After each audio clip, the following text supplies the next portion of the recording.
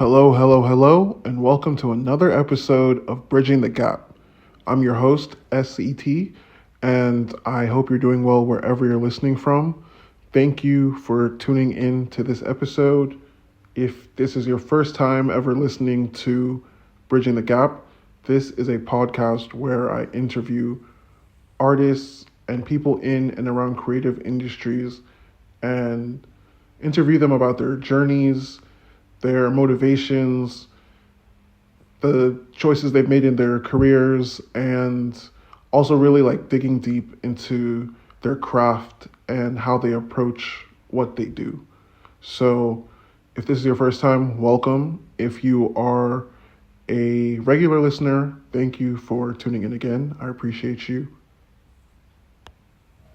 So, this is episode 23, and my guest for this episode is Tami Makinde. And I'm super glad and even excited that I had Tami on the show because I think she's a super important voice in current African journalism, especially for arts and entertainment.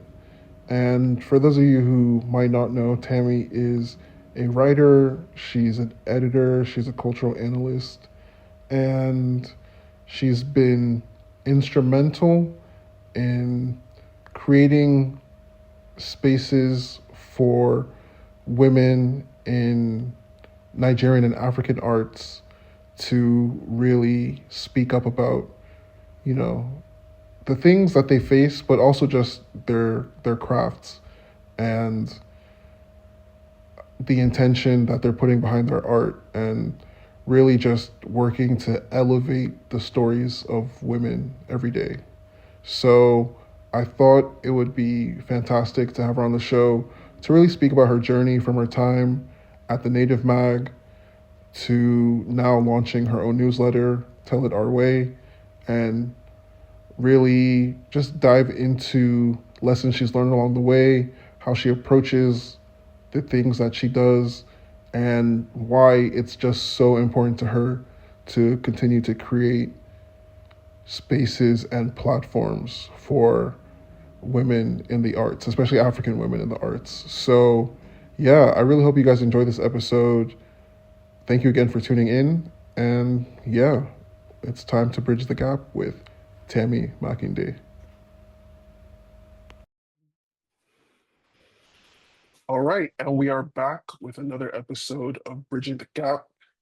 Today, I am joined by a really good friend of mine. She is a very respected writer and journalist, a cultural researcher and analyst. She's brilliant. And yeah, some of you know her from her time at the Native Mag and writing for a number of esteemed publications over the past, I don't know what, 5, 7, 8 years. So I'm really happy to be joined today by Tami Makinde. Welcome to the Is show. this where I say something? Yeah, Hi, it's great to be on Bridging the Gap. I mean, I've been watching this grow, so it's good to now be on the other end of the camera. So yeah. thank you also for being a supporter of the show. We do appreciate you. So yeah, I just want to talk about your journey essentially and how you've ended up at your latest endeavor. But I guess we'll start because you were social media manager. That was your starting position at Native. And I remember when you started, and I was wondering just, was it always in your mind to transition into writing? Oh yeah, for sure. I never planned on doing social media for native. So okay, backstory. I studied law at the University of Birmingham, and I think in my second year, I kind of did a lot of internships at the time, and I quickly realized that I didn't want to practice law. I mean, I already knew before I started the course, but like it became clearer as I continued that that definitely wasn't my passion, and I just couldn't pretend to be in a law office all day trying to, I don't even know what they do, but respect to the lawyers. So I reached out to Native, I think when I was in my second year. And I was like, hey, I'm moving back after my final year that I want to work with you guys. And this is my plan. I remember saying at the time, well, I'm only going to spend like 2 years in Nigeria and then like I'll be back and I'll figure stuff out from there. And I remember speaking to the editor in chief at the time, and we were like, okay, you know what? Since you're coming back, let's start you off, getting assimilated with native and the brand, working on social media. And then when you move back to Lagos, you take up writing. So I started working on social media, I think in my final year of uni. So it was already good to kind of get my feet into something before I had even graduated. And I knew that there was that certainty of when I graduated, I was going straight to a role in Nigeria that was, I had already kind of like sorted out. Because obviously, like Nigerian parents, they're talking about, okay, like, are you going to use this degree? But I was pretty sure I wasn't. And I was really adamant about that. And I had gotten a job. So there was pretty nothing no one could do, So the whole law school plans kind of went out the window. I moved back and I think I remember like getting into my first day at the office, and I remember my first ever piece. Santi had just dropped the raw dinner video, and I did like a breakdown of all the scenes, like a step by step breakdown, and that just did really well. And I just knew that, you know what, I had found my feet. Like, this is what I wanted to do, and I was just gonna stick to it. Of course, eventually, I just didn't really want to do social media anymore. That just wasn't my love or my passion. I mean, I did it really well. I eventually became the managing editor, and that became something I still had to do because I still have to drive the tone and the voice and stuff like that. But it was good to kind of like get my feet into that at first and then kind of transition and be like, I remember it was around when the pandemic started. I was like, okay, you know what, I think I'm pretty much done with that and ready to just like focus on writing full time. And yeah, I did that and I don't regret it. So yeah, it's been a good journey since then. Okay, that's really good. That's really good. It's funny how you said, it wasn't something that you were even planning to do, but you ended up, running it even as managing editor.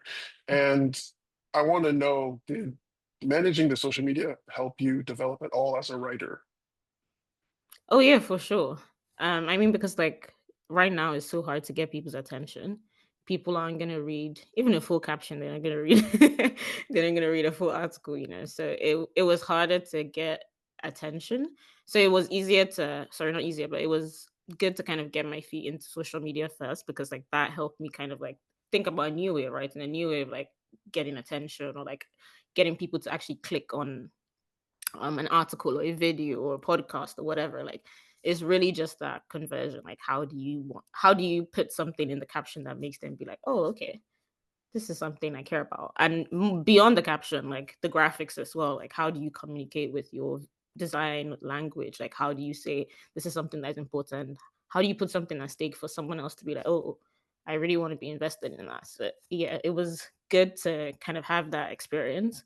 And it's something that still serves me to now. I have my own community that I'm running now, and I pretty much like work on all the captions and that practice of trying to take something that's already been written and like distill it in another way has served me really good till now. So yeah. Okay, no, that makes perfect sense. Especially like you said, because social media now is all about grabbing people's attention, and you have to grab that attention in 2 seconds, or they're on to the next thing. Yeah. So moving to the staff writer side, Mm. this is your first time writing for a publication, right? Not exactly. I Okay. had gotten like previous experience. So at that time I had written for I don't even remember the name at this point, but when I was in my final year, when I had gone on this journey of okay, I'm done with law, I want to move into writing. I had gone to Warwick University for a talk, and I remember meeting a lady there who ran her own publication, and it spoke about like women's health and like wellness and things like that. So I kind of just like went to meet her after the talk and was just like, hey, I'm like moving back home in a couple of months and I wanted to like get my first writing experience, things like that. And yeah, she just said, send me some ideas that you think could work. We'll set you up as a contributor. And she hadn't even seen any previous writing, but just from that little, hey, this is something I want to do, and I can show you other things I've written in a past blog. I used to have a Medium, I remember. So I did write for them a bit. And then I don't know if you remember Lap the brand. Leomi Anderson's Yes, I do. brand. Yeah, they had a Yeah. publication as well, and I had also I don't even remember what that piece was, but this was me, baby writer, just like trying to get my words out there. So native was my first staff writer role, but it wasn't my first time being published. I would say, yeah. Okay. Yeah. So it's your first time in an actual staff writer position. Mm, And I guess that comes with certain rules or regulations and things that you have to follow. So, what did you learn, I guess, in your time as a staff writer that also helped prepare you for transitioning into the managing editor role? mm. I learned just to find your voice. Like I remember starting out and just not that I didn't feel confident, but you grow that confidence as time goes on and you trust yourself more. And I guess you grow into that responsibility of knowing that if I don't report this in the right way, it's gonna affect it has a ripple effect on so many other people. So first of all, I learned that you have to be very like proactive in terms of like news and research and things like that. But you also have to, I guess, like connect to the story. You need to be the one to be the mouthpiece for that story. I can't tell you how many times like maybe a good idea comes in and I realize, okay, you know what? Maybe there is someone else who might have a different angle or a better angle that we can kind of hone in and focus on. And they'll bring more like richer nuance to the story. So I think definitely one realizing, your place within culture and the responsibility that you have. Once I realized that it was pretty much just like full steam ahead, like, I trust this person to tell the right story. So yeah, it is that thing of trust. Like you do need to build trust with your audience. Okay, I think that's a really good approach to take because you can't, for example, native, right? You can't really tell the story of the last 10 to 12 years in Nigerian youth culture and music without native because that's been the Yeah. leading voice in terms of showcasing new talents and really capturing all these different things that are happening in this extremely exciting and bubbling space. And Yeah. building that trust is important because people are going to come to you Hmm. as the leading voice. They're going to come to you for, verification and understanding on what's happening, especially outsiders, not Yeah. just people in Nigeria, but people in other African countries and people abroad. So I think that's such a great approach to take. And it kind of also leads into my next question, which was, so I'd love if you could just expand on how the managing editor role came to you, and then Yeah. also what philosophies you brought to the role. Because I mean, now you're in a position where you actually get to shape the voice of the magazine and the direction and the writers that are being showcased and also the talents that are being showcased. So what kind of philosophies did you bring into that? Yeah. Well, how did it come about? Honestly, it came about, I would say, from just like being best in class. Like I remember at the time just kind of like I said, when you realize the importance of what you're doing and the responsibility you have to the outside world and the community that you're serving and the audience that come and listen to you or tune in every day to either read or watch something, when you realize that responsibility, you just kind of have to deliver like best in class. And I think I built just like a reputation for being known to, really honestly like speak to the people I'm speaking with. I remember a time we were doing an interview for Dunsi when he had just released that his EP. I'm trying to remember what the name is right now. But the one that had we Everything just you heard is true. yes, everything you heard is true, yeah. And he had literally just like reached out to Nate and he was like, there's no one else I want to speak to for this but Tami. And I think when you build that trust and that confidence in the audience, but not just your audience, but also the artists that you're covering and like the people that you're kind of like responsible and in charge for, like throughout the years, I built that trust that hey, if you come to me, your story is going to be honestly covered. You know that you're going to get it's not going to be fluff. It's going to be exactly as it is. It's going to be honest. There have even been times I've been pulled up on for, being too honest. I remember, I don't want to get in trouble for this, but I did an interview with an artist. It was a female artist actually, and I can't remember the full details, but something in regards to women's rights and feminism and things like that. And she kind of said something. She was getting heat at the time for saying a lot of things that just went okay. And I think I leaned into that in the interview and I asked her about that and I published it in the article. And I think she went on Twitter saying that why would Native publish this? Da, da, da, da, da, that should have been edited out. But I think people deserve to know the truth. And like as journalists, we have a responsibility to say, hey, we asked this. This was the response that we got. This was how the person acted, or this person came late. Like people need to know that like you need to be like that blueprint, and like you have that authority as that custodian of like the culture. And so I built up that reputation for I'm not hiding behind the name. Like if I say something, I said it, and it's Tammy that said it, and I'll read like the comments, and I'm like, oh my god, these people are coming for me. And I remember sometimes I even fight back, but like eventually you just like let go of all of that, and you realize that there are gonna be people who agree and there are gonna be people who don't agree. But at the end of the day, you've covered the message, you've covered it well, you've covered it with depth and looked at it from different angles, you've interviewed people, you've placed the right people to say the right thing. So I think from the time I became a staff writer to I first actually even became the community editor, which was pretty much like using my community and my network to kind of like bring more people into the native, more freelancers in, more photographers, videographers, like whatever like parts of the creative industry that you occupied. I was kind of like in a connecting role. And then I transitioned from being community editor to being managing editor. And I think at the time, the previous managing editor was transitioning out of that role. And we're going to hire someone from outside. And then the team was just like, why would we do that when we have someone clearly here who understands the brand, who literally, I remember like the newsletter that came in when I got the promotion. It was like someone who is an epitome of the brand and like embodies the brand. And that is true. I did, rise to that level where I think my voice became synonymous with what the good things that native will say, not the bad things. And then in terms of like what vision I led as the managing editor, I would say like a big part of my story was just championing like the stories of women and just sitting at that intersection of gender, culture, and our identity as Africans and Nigerians, and also just kind of like reporting what young people are doing. I remember when I was leaving uni, like my whole goal was I don't think I can not be on the ground and cover this time in our lives. Like this work is gonna outlive all of us. Like years from now, they're gonna look back at that period when like the music was being made and the culture was growing, and people were just like rebelling against like the norm and like the things that we have been fed all our whole lives.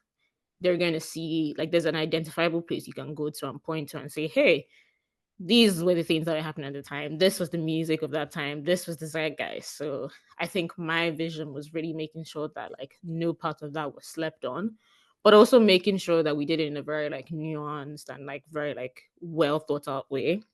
I remember during my time we did a lot of like video series. We did like digital covers and things like that. And the whole like point of that was just like really good storytelling. And I don't think we saw any other publication kind of doing that on that level at that time. I think now obviously like there's been like opening and like more like push, especially with like things like Spotify Africa coming in. Like there's just been a more concerted effort to cover things now, I would say. And that's great. But at that time that just wasn't really being done. And I think we just had that vision that this is our duty to kind of report what's happening right now, and we don't want to make sure like any part of that is not covered, whether it's like our political lives, our economic lives, our social lives. Like we want to make sure that each part of that is also covered. And another thing was also making sure it was a very like pan-African focus. I remember also during my time hiring a lot of like writers from East Africa, South Africa, different places around Africa, just to make sure that we had a more like robust view of like what was happening, like whether it was like the hip hop scene in Kenya or what was going on in Ghana. Like we made sure we empowered the writers from those places to tell those stories. And you can only do that when you have like a bird's eye view of the culture. So yeah, I think in a nutshell, I would say that was the vision.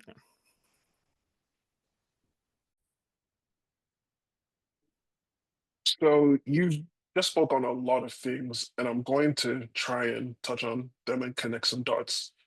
So I'll say first, just even as your friend, watching you develop as a writer, and then, like you said, becoming synonymous with the brand was super cool to see. and it's definitely factual.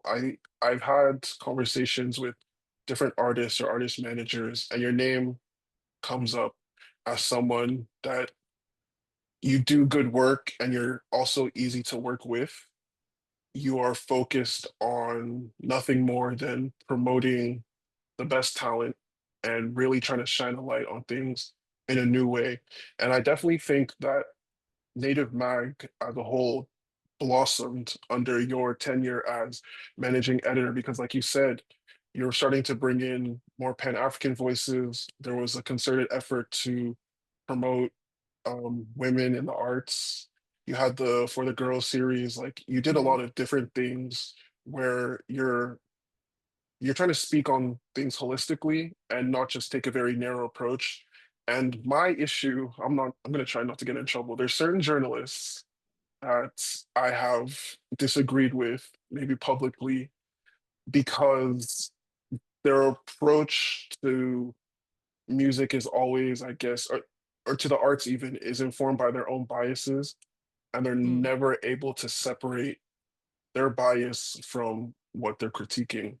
And I feel like why people appreciated what you did is you're just approaching things with a really critical eye, but it never devolves into something personal or petty. It doesn't feel unearned when you're giving your critiques. Everything feels very informed. mm, So I think, you set out to do a lot of things during your time, but I also feel like you're able to accomplish a whole lot because, in a way, you did become a big part of the native brand. And I feel like you're definitely one of the, let me say, positive pillars where, they can put you forward and be like, yeah, Tammy has really taken this thing and run with it. So, you spoke on a lot of the good work you did, and I'm also curious about the difficulties of being a managing editor that readers or consumers will not really understand or appreciate just because they don't have mm. insight into it. And I'd love if you could speak on that. Yeah. I mean, I think first of all, there's a huge talent issue. Um, it's really hard to find the right talent to put in the right places and be the spokesperson for whatever they're saying. Um, I remember coming in and just having the vision that I wanted to curate the team. I pretty much had the reins. Like I got the word that do what you want to do, like do whatever you want to do to get this in the best place possible. And I work best when I'm given that freedom to kind of like tear things apart and put it back together again, whether with the existing team or with a new team or bringing in new talent or finding a way to like always have freelancers on a monthly basis or just I think the biggest thing people don't realize that is there's a particular type of way that we're taught English and writing in school in Nigeria. And a lot of people don't like shed that off when they become adults and like grow into like writing positions. And so you find a lot of like young writers coming in and we have to kind of hold their hand from the start to the end and there's no growth because they still have that mentality of this is how this should sound. I meant to use all these. Sorry. Sorry, I just clicked on my mic. You're Okay, good. yeah, I was saying we have like an issue where people come in and they stick so closely to like these like I call them Nigerian isms, but these I very know like what you mean, yeah. grandiose, like fluffy, like they just don't say much. Like you're just fluttering around the issue. Whereas like you could have shaved off all those words, saved your word count, and just gotten straight to the point. So I used to have to really like hold people's hand a lot and be like, okay, let's take it from this step to this step. And that's not necessarily a bad thing. I'm happy to do that. Like it is my job as the managing editor to set the standard and say this is how we should follow it. And I would always like, I guess the way I handled that issue was to kind of put my writers on like a training program. So if I noticed that you were kind of like, falling behind, saying ideas in the newsroom, when it comes to actually even executing the ideas you bring up, it takes you weeks, months to even get that story out. I kind of send you an email, okay, hey, we need to sit down. I'm gonna put you on this course. I send them reading materials. I send them things that I got help with when I started with and I put them on a 4 week course, 5 week course, and I'm like, okay, every week you do this homework, you send it to me, and together we'll whittle away at it and get to where it needs to be. to build with you with that confidence that, okay, the next time you need to do that, you have the right tools, you have the right like flow of thought and direction to be able to handle it. And I think a lot of people don't realize that things could be so easy. Like you don't have to overcomplicate the pot with so many like big words and big phrases and all of that. Like really, you're trying to make your audience understand. You're trying to inspire them, and you're trying to make them like, call to action. You're giving them a call to action to do something, to buy into an idea, to buy a magazine, to listen to an artist or whatever. So if you're adding in too many fluffy words, like they've already turned it off and closed it. So I saw that as a challenge to really like empower people within the team, challenge them, and a lot of people put up a fight to that. Imagine telling someone who thinks they're good that, oh, hey, actually, I do need you to, come on this course with me, and I need to stress test your writing and your insights a bit more. That can feel foreign to someone else hearing that. But I think the right people understand and they want to be better. And like I do have to say, someone who I really admired, who took on the work and just like ran with it, is one Oshikoya. She runs Oshikoya Speaks right now, and that's someone that I can say that she's amenable and she wants to learn, and like she's happy to like take on the feedback and continue to grow. And I think that's just the right attitude to have to work. When you don't think you're always the expert, you approach everything like you're a student, you're willing to learn, you're willing to be on the back end, and you don't have to be the flashy name in front of the publication and this and that. Like you're more ready to be a student. I think that's like the approach that you should take. And I saw a lot of myself in that, because like that was the approach I always took. Like even though like um I grew to become like the managing editor, there were clearly instances where I was like just the clear leader in the newsroom. Like if everyone is being like, "Oh, I don't want to do this," I'm like, "Hey, this is what we're gonna do. This is how we're gonna do it," and just like take charge. And I think a lot of people are scared to kind of take up space, especially when like you're the only. I was the only female writer when I joined the Native. Like, there was only Wow. one other woman in the newsroom when I even joined, and she was our business manager. She wasn't even like a writer. Eventually I brought more women in, and more women, I can gladly beat my chest and say more women were at the Native through my time there. But it was still pretty much like a boys club. And so imagine you come in and you're a new writer and you're telling people this and that and that. Like they're obviously gonna be like, "Hey, who the heck is this? What does she know? She just came from all these places." So I definitely had a lot of pushback, but I had to kind of show that, hey, I know my stuff and I know my stuff well and I say it well. And I'm also open to learning. Like I'm open to seeing your perspective and learning from that and taking your feedback and taking your advice. So now I've forgotten what the question was, but over to you. No, so the question was about the difficulties of being a managing editor, and I think you really spoke to it well because the way you made it sound, it's just like being the coach of a team. And when you're the coach of a team, I guess your job is to bring out the best in everybody, even though you're also trying to promote your star talents or whatever. You need to bring out the best in everybody. And it's difficult because not everybody wants to be coached, like you said, Mm, especially with something like writing, where it is deeply personal. Even if you're writing about a specific topic, you're bringing your perspective and your insights to it.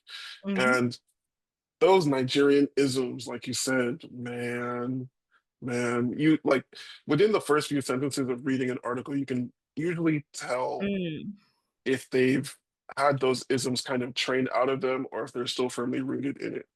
mm-hmm. And it drives me crazy to read. So I'm really glad that that's something you worked on. And even just, I guess, being in that leadership position, because it's not easy to come in and command a space like that, especially because you're doing this in your early 20s. Like, this is not, you don't have decades of experience or whatever, but you do have a really informed taste and a very specific vision that you're trying to Mm, execute. So, I mean, I feel like, yeah, most people won't appreciate that. They just see the content coming out and they're like, oh, yeah, this is great. But yeah, they don't know all the work that it takes to get yeah, people in certain positions. Also, yeah. shout out to Wonu, like you said, because she's also someone that I watched grow through the native system. And it's cool to see that, you were a big part of pushing her and promoting her. Yeah, yeah. No, definitely love my native family, everyone. I will say another thing that's like really challenging about being a managing editor or a lead editor is also having to deal with talent. obviously you're dealing with your internal team, but there's also an external world that you're shielding them from. You are the first point of contact when anyone needs any brand partnerships, any sponsorships, any coverage, anything. Like, you are the person they come to me. And so you kind of have to determine, do we want to be a brand that just covers these things because PRs are reaching out to us and they say you should cover it? No. We want to make sure it aligns with our vision, what we're talking about. And we also don't just want to copy a PR thing and just paste it on the website. A lot of Nigerian companies push back because, like, we want to kind of, like, we're pitching content where, like, okay, you're doing this event and you've told us this and that, and you have all these nice promo material, but hey, why don't we do like a bottle breakdown of your Jameson bottle? Or why don't we look at it from this angle? Why don't we do a day in the life with the person that's performing here? So I think we always try to approach like collaborations and partnerships from perspective of, we want to kind of key into a product within the company that we know is already performing well. And if we get this brand to be like, oh, hey, we want to get our artist on a Broke It Down or something, like, we know that that's going to like boost, that artist, but also boost our brand. So it has to be mutually beneficial. Another thing is just like dealing with egos of like Mhm. talent managers and talent itself. Like, oh, I've had many a stressful shoot. I don't miss that life now that I think about it. Like, all day on set and you still won't even get everything you need, or like audio issues or this issue, or someone comes late. Like, oh my god, like there are so many things that can go wrong when you're shooting in Nigeria, or like shooting till like past midnight. Like, we even had a male artist once. I won't call names, but he literally, we were doing a this was actually one of our print covers, actually. And he said that he didn't want a man to interview him, that he wanted a woman. And honestly, okay. I mean, I get it, but like, the person that was assigned to that story at the time was a guy, and he was the one that had to get the work done. So we had to find a way to like bring in a woman as well, but also have the guy still write the story. And yeah, dealing with a lot of like egos and like behaviors and characters, like, and just a lot of like people who want to like take the most from you while doing the least, like shady people, backhand deals, like, oh, we'll pay for this article. I'm like, no. Like, if it's cool and we care about it, and we think our audience will care about it, we'll cover it. But we're not going to cover it because every other person is covering it. We want to cover it tastefully and in our own way, and we also want to be the first to get there and say, this is how the story is led. We don't want to be the last people coming in and then just reporting what everybody else has said. We want to kind of Mhm. be the first to be like breaking this story. So I think a lot has changed in the editorial journalism world. Like, it's such a very like fragmented place right now. Like, everyone's getting their news from different sources, especially the fact that we have like the rise of these blogs on like Twitter, like all these like paid blogs, and like how like X has turned into something else with Elon Musk. Like, I think all those things contribute to the fact that, one, we're just not getting that like good reporting anymore.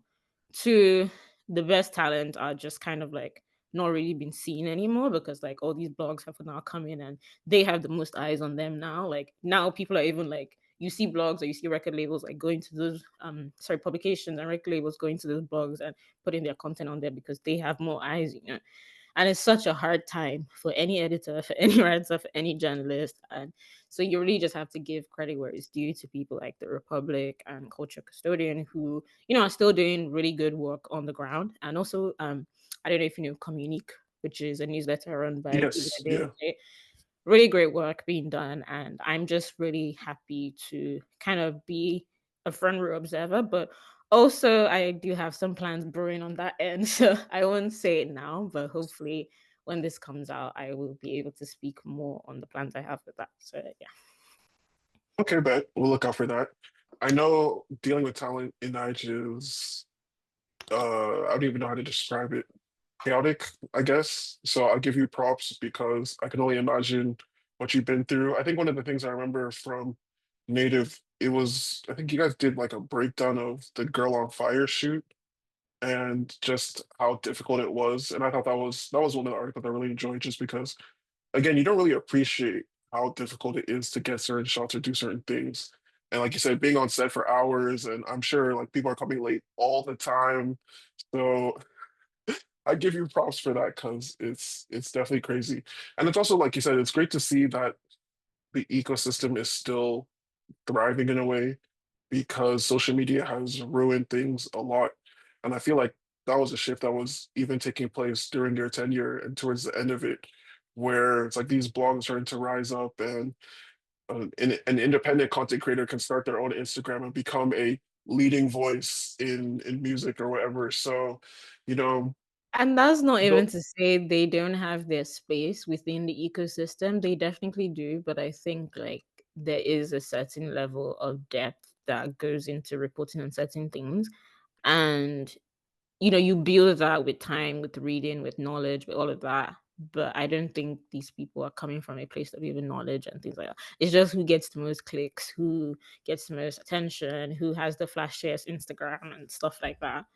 And yeah, I guess they have their target audience, but there will always be people who care about that storytelling and those like rich textured stories of different people and different places. So I think I'm writing for those people who care about that. So yeah, I mean, I'm one of those people. I appreciate good long form journalism and being able to really dive into a subject and getting a really good author's perspective and how they'll make you see an artist in a new way that you just weren't able to imagine before. So I appreciate that you put that front and foremost, and it's good to see that again, there's still people out there carrying that torch, especially in our scene. So after 5 years at Native, you finally decided to call it quits. And I know that was not an easy decision for you. And I'm sure it's something that you put a lot of thought into. So, what were some of the things that kind of led you to that point?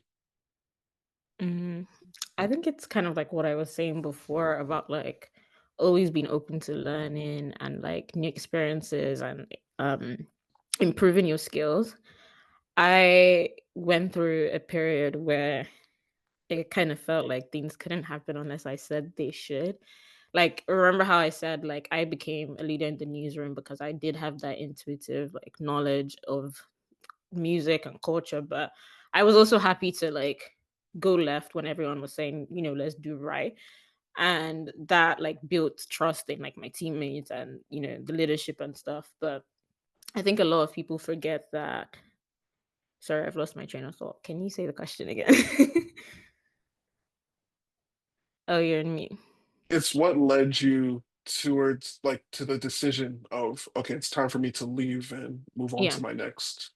Okay. So yeah, that kind of came with a bit of frustration with feeling like I got to a place with my team where if I didn't say they should kind of cover something, that wouldn't be covered.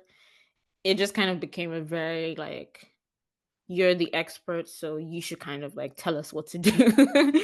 And that's not to say there weren't people who were putting forward good ideas and things like that, but it became such a space where we were stuck in a limbo where there will be good ideas, but execution kind of fell flat, or no one kind of really wanted to, or there was no budget to cover it. So it just got to a place where if Tami didn't put forward the ideas, nothing kind of happens. And I still felt like I had a lot to learn and a lot to give. And I didn't want to be solely relied on as the sole expert. I wanted to kind of empower more people to be experts. And so I just kind of reached a point where I was like, okay, if we're kind of getting to this point where we still feel like we're not learning as much and we're kind of always being relied on to be the expert, I want to kind of be in a place where I'm challenged again to learn, to grow, to shift, to stretch. And so I was already freelancing for this company. I'd been freelancing with them for over like maybe 2.5 years. It was a behavioral insights research agency called Canvas A. So during the time where I felt that kind of way about wanting to grow and stretch more, I was looking for a new challenge and I reached out to them, and they had a role at the time that they were hiring. And so I reached out to them.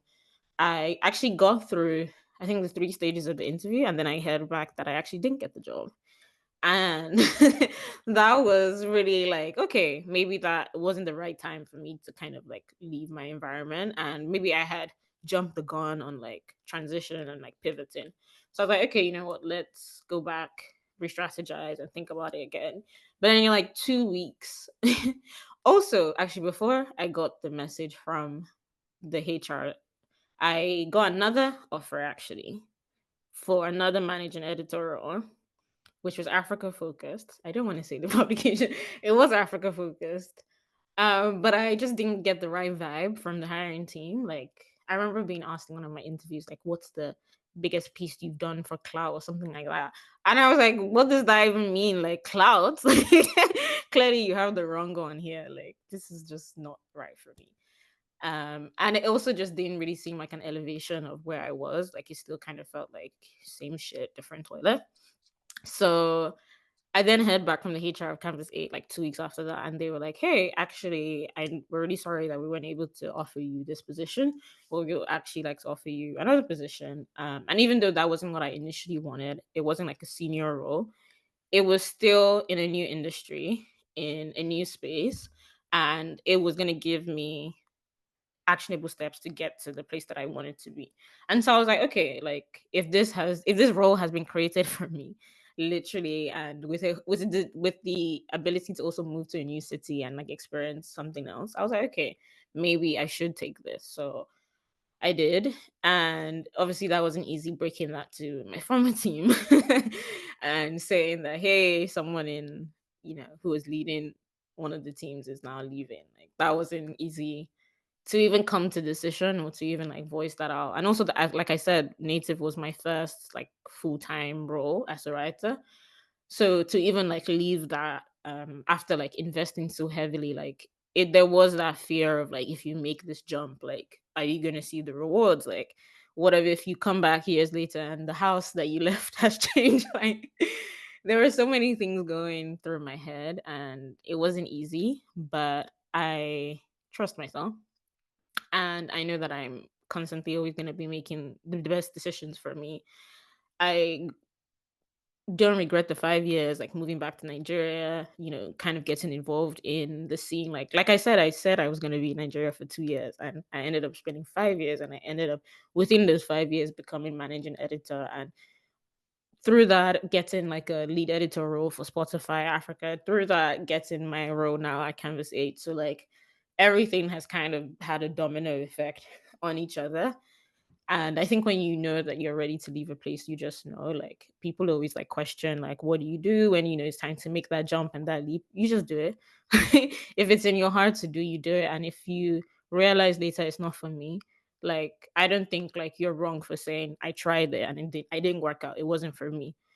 And it was a whole different industry. Like I'm in behavioral research now, and for a lot of people, if you don't know, that has to do with human behavior, psychology, telling brands why people are behaving the way they are. We work with qualitative and quantitative data on mixed research projects, and it's very interesting, but it's very different from the life that I knew of editorial. Funny enough, the first ever project I worked with in Canvas 8 was like a Google Zine, and that was obviously like kind of pretty much still editorial focused because it was like a monthly Zine we did for like internal like Google team.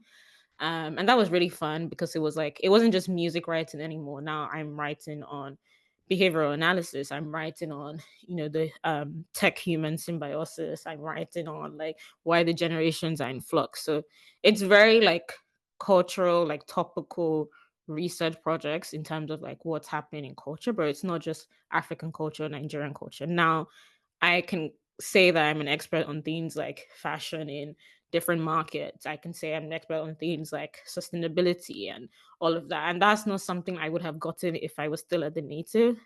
Now, like 1 year into like this new role, I can confidently, do so many things I wasn't able to do before. I just recently completed a segmentation report, and I've never had to work with like segments and like kind of like divvying up how like different people behave and like ranking them into different groups. But these are things I've been able to do through Canvas 8. And if I actually didn't even get that lead editor role at Spotify, I wouldn't even understand the world of research because that editor role was a research and editorial role. So it introduced me to research methodologies using like African culture and African music because it was very music focused. And so having that background and having that experience really, really helped me when it came to Canvas 8 because I had that foundation to lean on. And even though Canvas 8 is a very different agency in terms of like our work isn't like typical like market research agencies. Like we say that we are a cultural um agency, and that is because like it's very much like storytelling focus, is very like narrative led. Like if you ever see like any work on, if you've ever been fortunate to see any of the reports or like case studies I've published on like LinkedIn, you see that it's very much like connecting brands to why people are behaving this way, what are the shifts in culture, and like how can they be a part of that. So yeah, I think it's been a very like interesting journey. It hasn't been super easy. Last year was pretty tough because it was like the first year, like, doing my own thing, trying to get my voice back out there without having that like major publication backing. And I've had so many opportunities come to me since then. And I've been able to say, no, I don't want this because like I know the value I bring, I know what I'm able to do. And I know like eventually that editorial opportunity is going to come again, and it's going to be something that I've been wishing for and praying for, and I'll have the opportunity to grow with the publication again. And yeah, I'm working on that, so you guys stay tuned.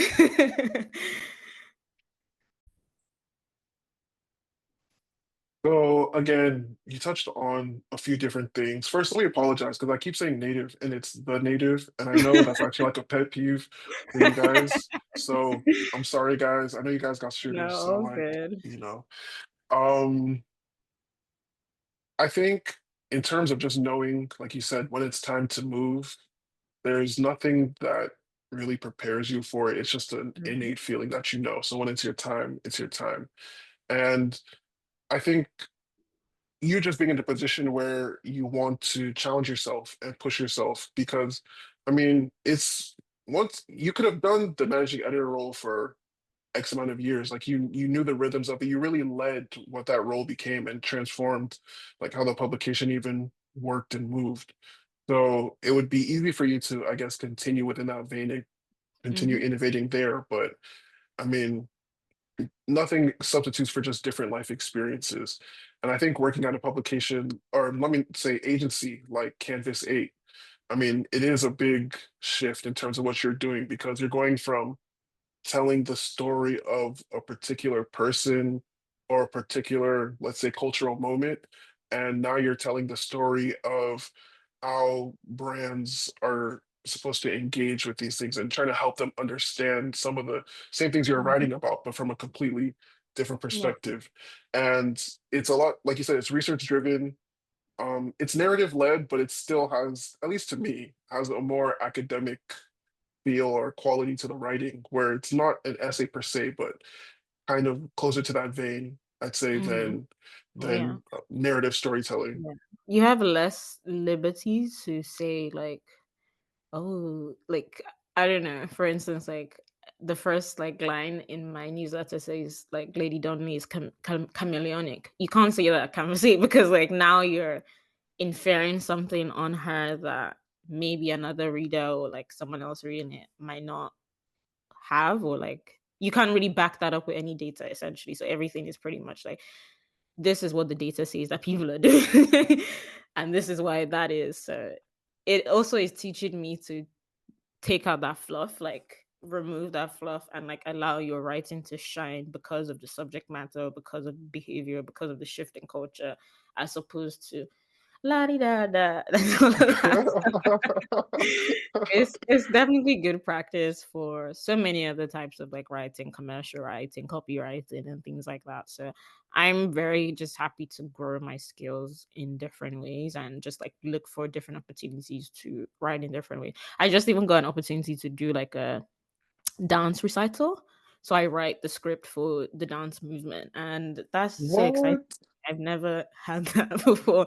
So I really just want to grow my writing in different ways, and I want to show other people that like we can, as Black Africans, do different types of writing and storytelling and narratives, and we don't have to be pigeonholed into just writing about struggle and this and that. And it can be beautiful, it can be messy, it can be a process to becoming something else, and it can be in that like transitional stage, and you can grow. And I'm learning a lot from the people around me that you don't have to be perfect, you don't have to be this polished perfect thing all the time. You can show people that, hey, even though I spent this years being this like leader and all of that, I'm still in the process of growing and changing and like finding out what I care about and what I'm drawn to and the stories I want to tell. So I think that's what this next phase of my career, but also my personal life is calling me just to be, and that's just to stretch and to grow and to test the boundaries and test the limits and push it way beyond anything we kind of seen coming out from here. Like I I just want to be proud of the work that I put out. And in order for me to be proud of the work that I put out, it has to feel fresh, it has to feel new, it has to feel true. So yeah. So yeah, speaking of the work that you're putting out, you've also recently launched your new newsletter, a venture called Tell It Our Way. And I'm going to give you space to just speak about all of that and what it means to you. But when did you know that this is something that you needed to do? So like I said, when I left Native and I kind of moved into the world of research, I realized that I was still very passionate about telling stories about back home and like connecting the world to our culture. And I didn't really get that at work. Like, obviously, my day job is okay and I'm doing good in it, but like my passion and what fuels me is still African music and African culture and telling those kind of stories. And so I spent a lot of time in self doubt last year, being like, does anybody even still care? Like, will they even care anymore if she's not writing for Native? And that's kind of bizarre because I've written for other publications and other publications that are not even like Africa based, like international publications. So if those readers or audiences within those international publications have cared about my work, why wouldn't people continue to? Especially the people that I have built an audience with across the year. But of course, like leaving something else and pivoting to something, like you do go through those moments where you feel like, fuck, like, did I make the right choice? Like, is this the right thing to do? So I had all of that. And then I started to think, like, I was like, okay, let's put this energy to good use. Like, instead of like wallowing away, like, oh my God, everything's shit. No one can. Okay, let's actually like face the Google Doc and try to write something. And so, literally, if you go to my laptop, I don't know, every time I load Google Docs, it goes straight to that doc. I don't know why. Like, my Google Doc is haunting me and reminding me of that time. But the Google Doc is literally titled the first of many drafts. And I literally just like spitballed and wrote things I care about, the stories I want to tell. And the connective thread was that I wanted to talk about women, I wanted to talk about identity, and I wanted to talk about music, and also just like culture in general. And so I started to just think about what that would be and like how I could do that. And the first thing that came to my head was having a physical product where I could tell people that this is how these women have done it and this is how you can do it, but be amenable and you can switch it up and it's not a script, but this is how people have done it. And of course, a book is not written in a month, a year. Like it takes time and it takes effort to write a book. And so I was like, I always say this to people and it sounds bizarre, but I was watching Sex and the City and I was on the episode where Carrie gets a book deal because of her blog. And it's essentially the editor like taking different like pieces throughout the years from her blog and turning that into a book. And then I was like, oh, that makes so much sense. Like I have this long-term vision to write this book, but why don't I start now by telling these stories in some form or in some way? And of course, one of the things I considered at the time was Substack. And so I launched a Substack. I worked with a couple of my friends, Pamela, actually, who's a graphic designer, and she kind of helped me build the like brand identity and design language. And as we did that, we started to think about like the stories we wanted to tell. The first person I actually spoke to about this was Donley. And she actually became the first guest that I invited on the newsletter slash podcast. And that is actually out now. So you guys should check it out.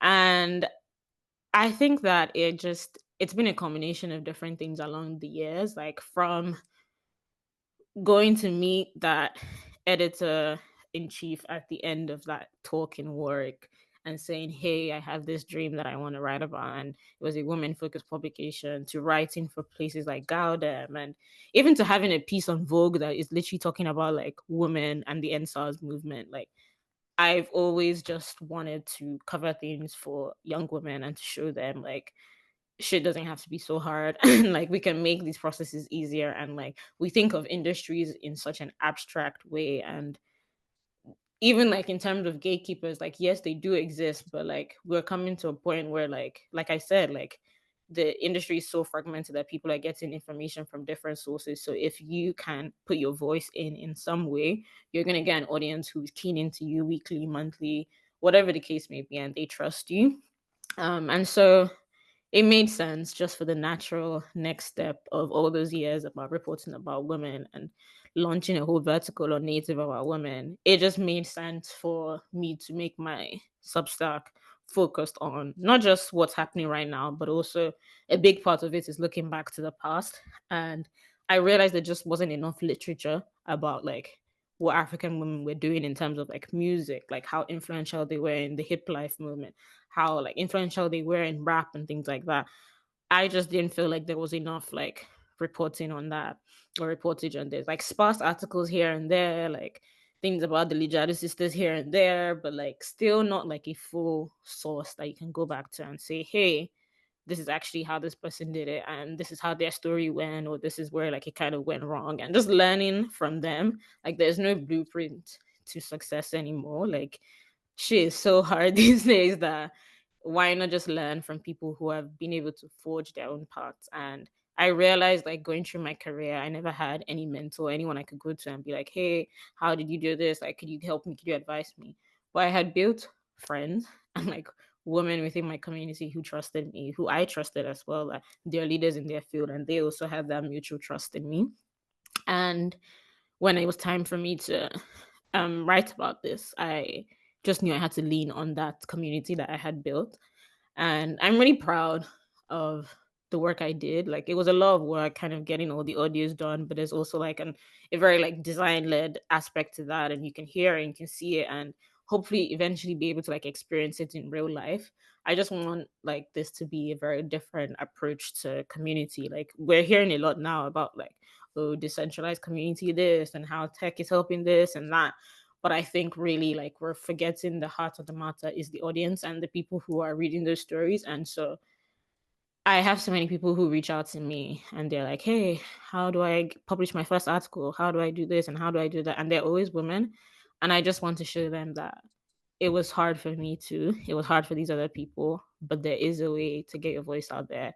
And there is a way to be more than one woman in the room and just make it so that like everyone feels like they have the space within the culture, but you're also able to kind of like gain the knowledge that you need to be an expert in your field. So yeah, Tell It Away is a big um a big like thing in service. Like I want to give back, and the only way I can give back is by showing how other people have done it and how I've done it and how we can continue to all do it together in the future. And so yeah, I'm really proud of the little community that we're building, and it's going to be a very like interesting journey to kind of like bring in more people and bring in more things. Oh, sorry about that.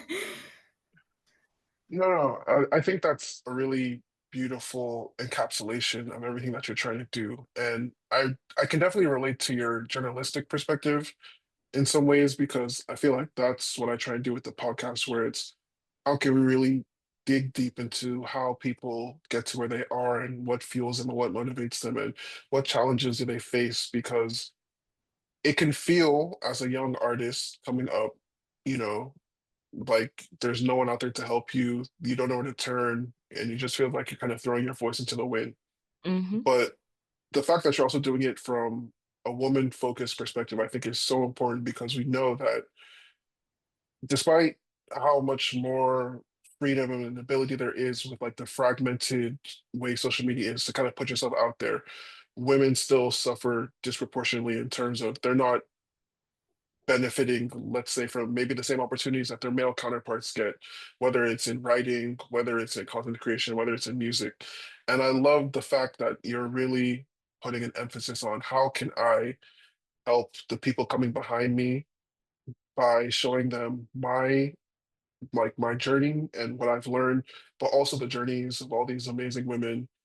Shout out to Lady Donley, definitely a friend of the show, a former guest on the show. And your interview that you did with her, I think was really excellent and really well done because you are able to touch on so many different aspects of her career and why she made certain decisions, but also how she's approaching things from a woman-led perspective. Where I loved where you asked her if she's ever gonna work with like a manager again, and she said, "Sure, if it's a woman and it's someone that's fully invested in what I'm trying to do." And that just made me laugh because it's something I've heard her say before. And I know that's also a big part of her practice, empowering women, working with women. So I'm really looking forward to seeing how the newsletter continues to grow and develop. And I love that you also mentioned that it's about you being in service because in the very, I don't know if it counts as the first edition, but the very first email you sent out from the Substack was um, a newsletter that was dedicated to your grandmother and her impact on you and how she lived her life in service of others, but still was able to live life on her own terms and the impact that that had on you. And I thought it was really beautiful. If you're listening to this, please subscribe to Tell It Our Way, subscribe to the Substack, and check out Tammy's writing. Check out the interview she did with Lady Donnelly. There's a written interview and audio. And I found it very beautiful and impactful about how you spoke, not even just to your grandma, but your mom and other women that you look up to, like EVA Ani, for example, or Bolale Austin Peters. And I guess my final interview question for you is what does it mean for you to kind of keep your grandmother's spirit alive in the form of your work? I think for me, like I mentioned in the piece, it is a big practice in service, but also I think it's just a way for me to kind of like remember her and connect to her. She was someone who she had many roles. Like she was so multifaceted. She owned a shop. She was the commissioner of the Girls Brigade.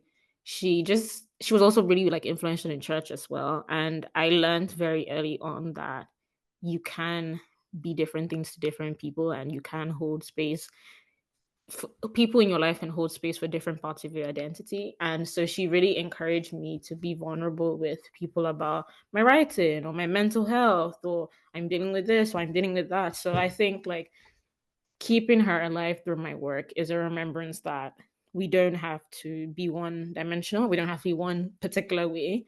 We can be different things at different times, different people, and exist in different spheres, and we can still show up for ourselves within all of that. So I think like it's just remembering that you are the center of that ecosystem that you're creating, and you're the reason that other people are having that hope or that faith, and you're able to speak life back into them. And so I think that keeping her alive through my work, but also like honoring the work of every other woman is because like I want history to remember them. I want it to remember their struggles, but also the good times. And I want them to know that it wasn't a linear road. It was very jagged, but they paved the janky path. And that's one thing actually my first female editor said to me, and I will never forget. Like, you deserve to be here. You have paved the janky path. You've worked hard for this, and don't let anyone discredit that or discount that. And so I walk with that confidence, knowing that, yeah, I might, still be fairly, I may not have written a whole decade in my career, but like I've been on the ground. I've been super impactful in the lives of other creatives, in the lives of other writers. And I would hope that I've left something good with them. And even if it hasn't been a pleasant experience, I don't think anyone can ever say we didn't do good work, we didn't have the right ideas. And so I want to continue to show people that you can be multifaceted, you can play to different strengths. And at the end of the day, like success is going to look different for different people. But if you stay true to who you are and you stay true to your core, you're never actually going to depart from the blessings and all the good things that could come to you. And I still don't feel like I'm even where I want to be in my head. Like I obsess and I think about it so much, but I'm in a new like season of my life where I'm learning to take stock of what I've done in the past. Like I've done phenomenal things that I never thought I would do. I was published in Vogue at 22, 23. Like that's just not something that I thought I would be able to say. And I meet friends from high school who did share like you said these things and you are doing it now, and that fills me with so much confidence. Like I literally had a friend from high school reach out to me the other day, and she shares her writing with me. Like we share writing with each other, and she's just like, "You're a big part of those memories," and like making me know that I deserve more. And I literally cried because I didn't remember that part of myself. But for someone to say that and for it to still ring true in the present in terms of who I am, in my values, in my morals, and how I show up as a writer, I think that's the goal, literally, for people to say you are who you are, and that's good. No, you definitely are who you think you are. And like you said, you've been in Vogue, you've been in Rolling Stone, man. Like you're not small time, you're a big time writer and you've done amazing things. You're gonna continue to do amazing things. And yeah, it's really amazing to see where you started from and all the things you've done and where you're at now. But I know like the future is gonna be even brighter for you. So it's been a pleasure to be uh be a part of the audience watching your journey, and I'm also grateful for you to come on the show and just sort of speak about all the different decisions and things that have led up to all these moments. So let me just give you your flowers. And yeah, I was going to even ask you to impart advice, but you Mhm. said, if you stay true to yourself, no one can really shift you and tell you who you are. And I think that's such an invaluable piece of advice because especially in this type of space, there's so many things pulling at you and you see what gets people attention. And it can be really tempting to kind of compromise who you are or what you believe in Mm. to have a bigger platform. And I think you are a good model of someone that's remained authentic to themselves wholly and to their vision and specific mission of, okay, everywhere I go, I'm going to make sure I'm uplifting women and empowering them and promoting them. And that's something you've been able to accomplish every step of the way. So I feel like, yeah, that's something that everyone listening to this should take to heart because once you incorporate that into your practice and every decision is underlined by, does this serve like who I am and who I'm trying to be? You can't really take a wrong step. Yeah, yeah. No, I couldn't have said it better myself, honestly. And I would say also just like don't be afraid to say no to things. Like you might think, oh my God, this opportunity is so great. And if I didn't say yes to it, like I'm never gonna get it again. But so many people are watching your work. Like I can't tell you the amount of like people I've had reach out just because of my work, because someone shared it or someone spoke my name in a room or someone recommended me for something. Like you never have to change who you are to attract the right audience, or and if the publications and the editors are doing their work, they would know the people on the ground who are doing good work, and I think you would shine in that regard. So yeah, for any baby writers, baby editors out there, just keep your head down, find your niche for sure, and hone into that, work on that, get to a really good place, but also remember to be flexible, to be amenable, and just keep learning. Never, ever, ever, ever stay stagnant. Like, you don't know everything. You'll never know everything. Like, the world is so vast and so expansive. But if you are like willing to learn and teach and you're willing to be a servant and to stay on the back end, like, I don't think you ever kind of go wrong. You might make mistakes, you fall down here and there, but you will have the tools to pick yourself back up. You've heard it from the expert herself. I can't say it any better. So yeah. Um, before we go, so every day I get a cultural analyst on the show, and I asked Tammy if we could do some predictions on where African arts is kind of going for the rest of the decade, so over the next like 5 years. Yeah, just wanted to pick her brain and see where she thinks things are going because you're the head honcho in research. Oh, the cultural researcher. Please don't say that. She's learning and So growing. no, learning and growing for sure, but I think, you've been in it for a minute now. So do you have a prediction that you'd like to share? And maybe we'll just do like a Uh, couple before we dip out. okay. I think the biggest one for me is kind of like um musicians or like artists as creators. Like I think we're definitely getting to a point where in order to really like truly connect with your audience, they kind of need to see how your craft has like evolved over time. And the only way to kind of bring them into that world and like build that world with them is for them to feel like they have a stake in what you're doing. So not entirely African, but I remember speaking to Donnie about like Cash Cobain doing this thing where he had a website where people could like go on it and like create their own version to one of his songs. So it was a Oh, downloadable, like yeah, it was a yeah. downloadable like MP3 version. So even just like making that site where like his music is living on and people can download it and it doesn't go to their streaming, it's actually like something that they can have forever on their devices or wherever they choose to put it. I think that that is just like a really like good like next step or next frontier of music. Even Donnie's like Yaruwa Nights, like that's her as a creator curating people to come into this space to learn from each other, empowering like women to learn new skills, production and things like that. I know Olayinka Ehi as well is doing something as well with like new musicians. Like they kind of help like raise money for them to like do production work or things like that, or even just help them out with like basic amenities, like artists like stepping up into that point where they are creating things for their audience to make life better, to make like their music more digestible.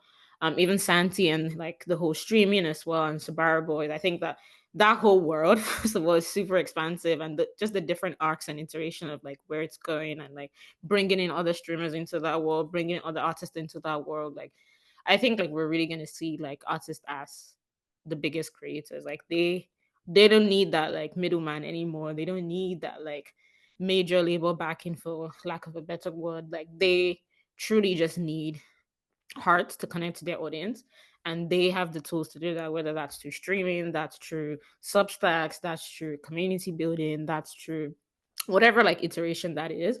I see artists really becoming creators of their own content, of their own like storytelling and narrative, but also giving fans a way to have a participatory stake in that.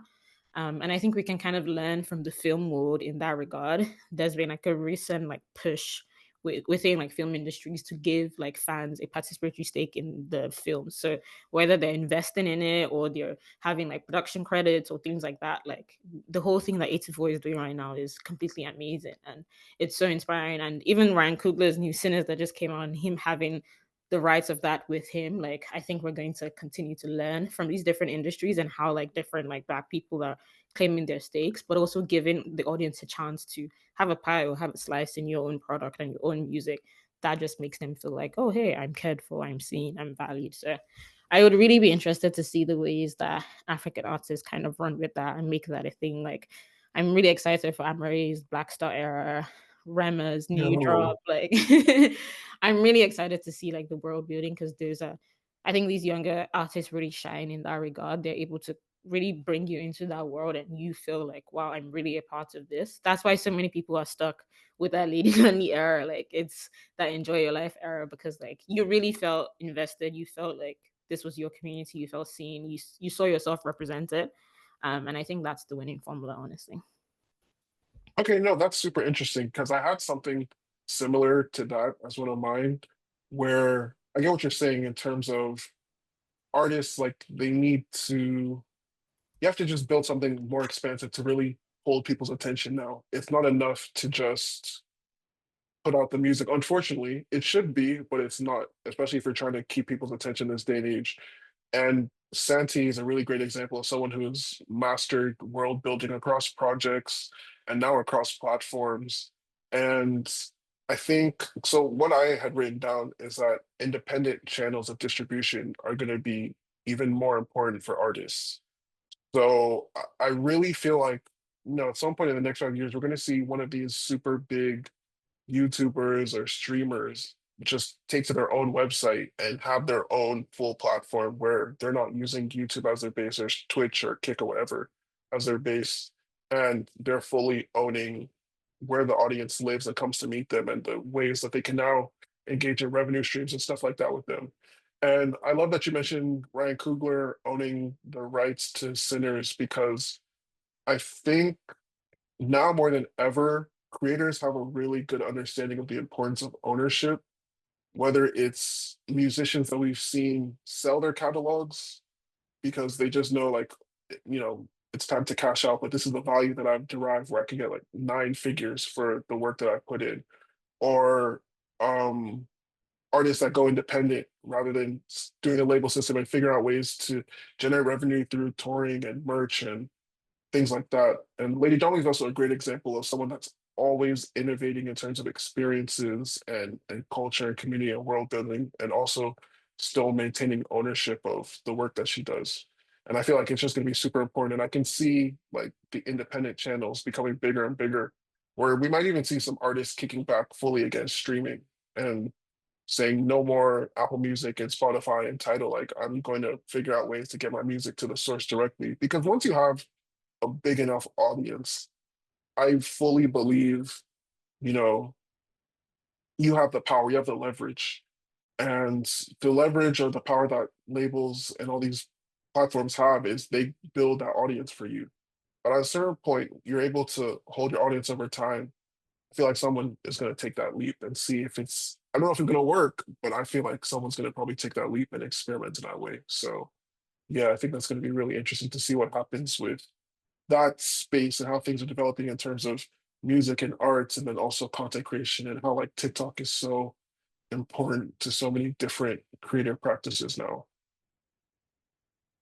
Yeah, no, it's the scene is ripe for. I think there's still a lot of space for like long form content, but also like with like how we've been mentioning about like everything being so fragmented, the way to really like show up with your audience is there's bite-sized short form content that they're able to key in, like even if it takes them to the more longer form in-depth theme. I think that people just kind of want to see that you represent them, you care about them, and they want to have a say in that. Like you can't not like even the whole backlash that Amari got with after Coachella, like I think that just really kind of shows how people they're not gonna be afraid to say, "Hey, you did this wrong. We don't have to blindly always follow you or support you as an artist. Like maybe here you've misstepped or here you've misstepped." And yeah, she can say what she wants to say and like respond to that. But at the end of the day, like you kind of have to connect to that audience back home. Like they need to kind of feel like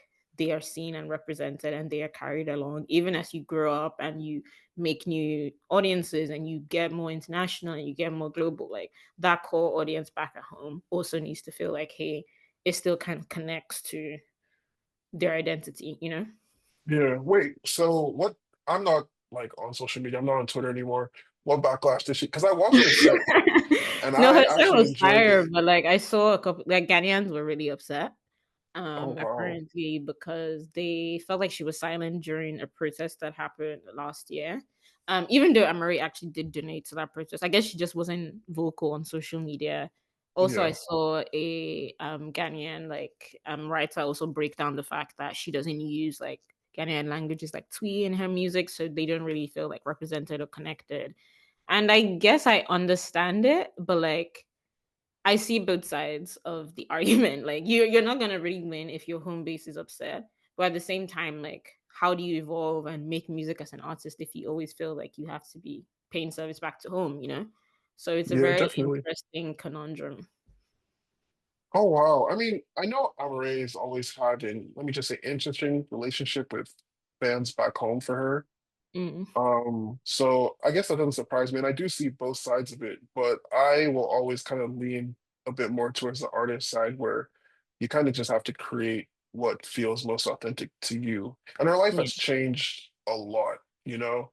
I feel like the experiences and things she's just making what's kind of true to where she's at in Mm. life right now. But I also get why they would be upset because, especially with the name of the album and Mm. her heritage, I guess they wanted to feel a I would bit love more. to see a Amari and Brie Runway collab.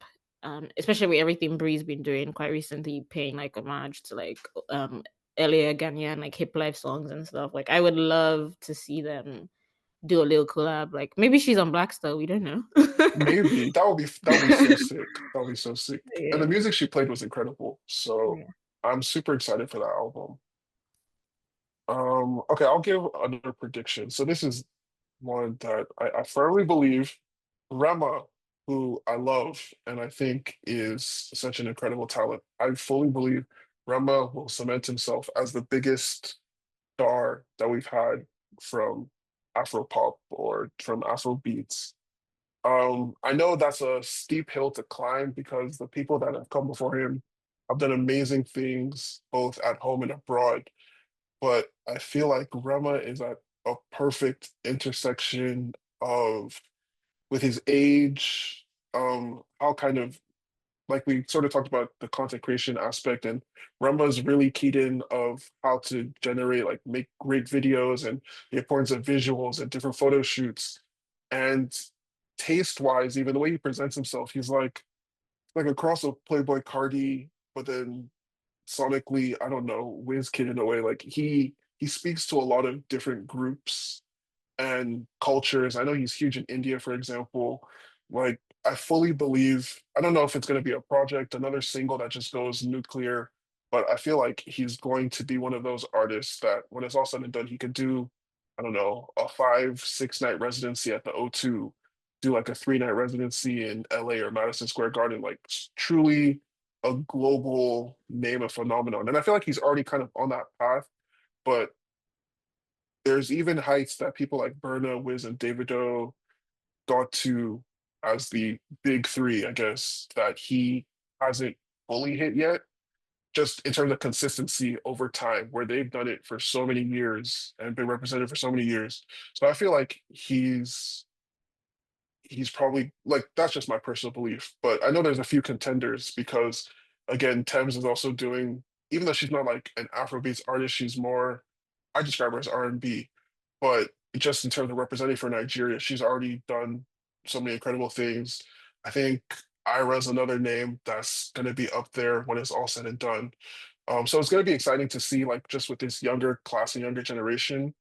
But I feel like, he could be one of those ones for real. So that's another prediction I had. No, I definitely agree about the Rema thing. I think he has what the old guys had, and he has a new quality to him, a more fresh, like younger perspective to him. Like when I listen to his new release, like that literally sounds like he's taking the vision of the old guys and just like putting in like a more like modern contemporary like approach to it that just makes it richer. Like he literally has taken something that these guys have tried and tested as a format. It works. It makes the crowd go wild. It brings you the fans. It does this.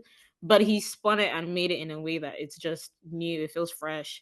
Each project feels like he's testing a new like dimension or a new boundary of his artistry. Like his last project going completely left field and like him Yeah, now like kind of dialing that back in with this project, but not in the way that you would think it is. Like I just really like that last single. Like even the way he layered his voice, it kind of reminds me of like what these guys call Style Plus and how they just kind of like layer their voices on tracks, and it just sounds like he has all the qualities that the old heads have, but he can run with it and really make it something that is new and fresh and really sticks and lands with audiences. So I'm really excited for this new project, but also just for the next few years of Rema. Like we've had him now for like what 5 years, 6 years. There's so much more like dimensions and boundaries like he can go and grow, and even with the other guys as well, Thames and Ira and Tyler and everyone, like I think that they're really going to show us like we have the qualities that these old guys have, but we can make it for the now. We can show you how to yeah. do it better. And yeah, I'm just really excited. I love everything that they're doing, so I'll always support. So yeah, I agree with that one. On the Same, money. same. Okay, give us one more and then we'll get out of So here. this one is less like a prediction and more of like what I would like to see happen. Okay. But I think there In a is a perfect case. world. I think there is Right. a case to make for the fact that it is kind of happening already. There is that like I think we see music more always intersecting with the worlds of fashion and with other like big industries like beauty and stuff like that. But I think within Africa, we don't pay a lot of attention to the sports side of things. And I think with how like global sports culture is changing and how like sports fandom is obviously like it's becoming softer, it's allowing new fans to kind of step in and everything kind of going on with the WNBA right now. Like I'm a big fan of how like music and culture is intersecting with sports. And I really would love to see that happen more in an African context. I know NBA Africa has also been doing like a lot of work on the ground to kind of, I know they do a couple of like events in Lagos and things like that. They had the courts launch that they did a couple of years ago. And so I just want to see that bigger intersection between like music and sports. I mean, Thames has kind of laid the groundwork for that with the San Diego FC. And I think that is huge. We don't even understand the ramifications of like what that is and what's about to happen within that. And I think like there is a way for us to tap into out of home fans, like abroad fans. Like a lot of people in Nigeria and Africa are watching sports. They're some of the biggest sports fan. Even when like AFCON came around, like just like the energy and the synergy that everyone had during that time, like if we had more brands actually tapping into that and like making these more of a movement, even like bringing it to more like younger Nigerian or African audiences, like I think we will have like huge like shifts in terms of like what people are investing their energy into and time into. Like there's so much more space for like sports to overlap with music and culture in Nigeria. And I'm really excited to see what Thames does in particular now that she has some like ownership stake in a league. And I would love to see like other artists also kind of adopt that similar form. I know Tyler did something where she was like an ambassador for like Nike, but I would love to see like more guys like actually like take homegrown sports in Nigeria or Africa and take that to another place. Like the whole success of like homegrown sports leagues like Inter FC and Sporting Lagos, like those guys are attracting such a huge audience right now. Like there's so much potential to kind of like elevate that and take that to a whole new taste level. So I think I would really love to see that overlap a bit more within an African context, but there's so much case studies to pull from like the Western world and things like that. So yeah, I'm really excited to see like how like music will continue to like inform sports and things like that. So yeah. This is so up my alley. I've been like, I love sports already. And I think over the past year or two, I've definitely been getting more into just sports branding and marketing and really analyzing how athletes are putting themselves out there. And everything you said is spot on. We're already kind of seeing that transition where artists, like, there's always been that cultural relationship, but it's really becoming a lot more prevalent. Where now, like Rema, for example, he's a Jordan brand ambassador. Like you said, Thames and her team, they move like the mob, yo. Like owning a stake in a sports team is so, I don't care which, like that is so crazy. And I I love know the that fact is that they did huge. it. Yeah, like you said, we're not gonna feel the ramifications of it for even a year. It's something that over time is really gonna build and Mhm. develop. But like you said, the focus on homegrown, I would love to see it. For example, maybe Rema now does a custom collab with Jordan and they outfit one of the teams back in Nigeria, or even brands in Nigeria, right? Engaging artists and figuring out how can we make you a brand ambassador? How can we get you involved with what we're doing?